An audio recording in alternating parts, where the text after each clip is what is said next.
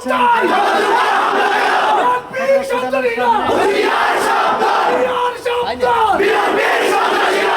লক্ষ্মীপুরে বিএনপি জামাতের মধ্যে সংঘর্ষের ঘটনা ঘটেছে। এই সংঘর্ষের মধ্যে কিন্তু প্রায় 8 থেকে 10 জনের আহত হওয়ার খবর পাওয়া গেছে। এই মুহূর্তে আমরা রয়েছি লক্ষ্মীপুর সদর হাসপাতালে। এই লক্ষ্মীপুর সদর হাসপাতালে আহতরা আসার পরপরেই কিন্তু আমরা যেই জামাতের নেতা, স্থানীয় নেতাকর্মীদের সাথে কথা বলেছি। তারা অভিযোগ করে আমাদেরকে যেমনটি জানিয়েছেন যে জামাত ইসলামের যে মহিলা কর্মীরা রয়েছেন তারা চরচাইর বটতলা এলাকায় কিন্তু একটি প্রোগ্রাম করছিল। সেই প্রোগ্রামকে কেন্দ্র করে তাদের অভিযোগ যে বিএনপির কর্মীরা তাদেরকে বাধা দিলে সেখানে ভবিষ্যৎ হোক নিরাপদ, বিনিয়োগ হোক বিশ্বস্ত, আর আমার পছন্দ সল্ট বে।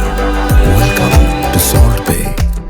কিন্তু জামাতের কর্মীরা সেখানে সমঝোতার জন্য গেলে সেখানে বিএনপির কর্মীরা অতর্কিত হামলা করে বলে তারা অভিযোগ করে জানায়। এতে করে তাদের প্রায় 6 থেকে 7 জন কর্মী আহত হয়েছে বলে তারা জানিয়েছেন। এদিকে পাল্টাপাল্টি কিন্তু বিএনপির পক্ষ থেকেও জানানো হয়েছে যে তাদের আগেরই সেখানে একটি প্রচারণার প্রোগ্রাম ছিল।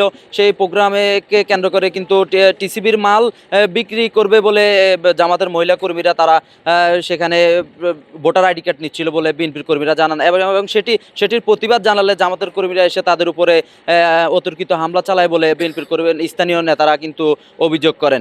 এই নিয়ে কিন্তু লক্ষ্মীপুর সদর হাসপাতালে জামাত এবং যে বিএনপির কর্মীরা রয়েছেন তারা চিকিৎসাধীন রয়েছেন এবং এখানে কিছুক্ষণ আগেই কিন্তু এই সদর হাসপাতালে জামাত এবং বিএনপির কর্মীরা আসলে কিন্তু এক ধরনের উত্তেজনা সৃষ্টি হয়।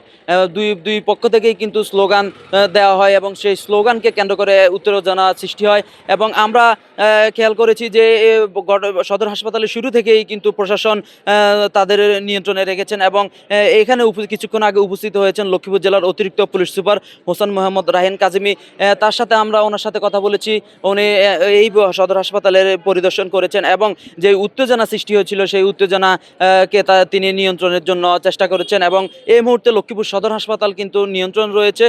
তবে আমরা খেয়াল করেছি লক্ষ্মীপুর সদর হাসপাতালে নিরাপত্তার কারণে নিরাপত্তা দেওয়ার জন্য কিন্তু প্রশাসনের পক্ষ থেকে ব্যাপক ধরনের প্রস্তুতি নেওয়া হয়েছে। কিছুক্ষণ ইতিমধ্যেই কিন্তু সেনাবাহিনীর যে পেট্রোল রয়েছে তারা কিন্তু এখানে ঘুরে গিয়েছেন এবং আমরা খবর পেয়েছি লক্ষ্মীপুর যে জেলা শহর রয়েছে জেলা শহরে কিছু বিএনপি এবং জামাতের কর্মীরা বিক্ষোভ করছেন বলে আমরা খবর পেয়েছি কিছুক্ষণ আগেই। প্রশাসনের আমি অতিরিক্ত পুলিশ সুপার হোসেন মোহাম্মদ রাহেন কাজিমির সাথে কথা বলেছি। তিনি আমাকে যেমনটি জানিয়েছেন যে লক্ষ্মীপুর সদর হাসপাতাল এবং লক্ষ্মীপুর জেলা সহ সকল গুরুত্বপূর্ণ পয়েন্টেই কিন্তু প্রশাসনের পক্ষ থেকে পেট্রোল বসানো হয়েছে এবং পরিস্থিতি নিয়ন্ত্রণের জন্য যে প্রস্তুতি নেওয়ার দরকার বিভিন্ন স্তরের যে নিরাপত্তা বাহিনী রয়েছে তারা কিন্তু কাজ করছে বলে তারা আমাদেরকে জানিয়েছেন। এই ছিল লক্ষ্মীপুর থেকে সর্বশেষ।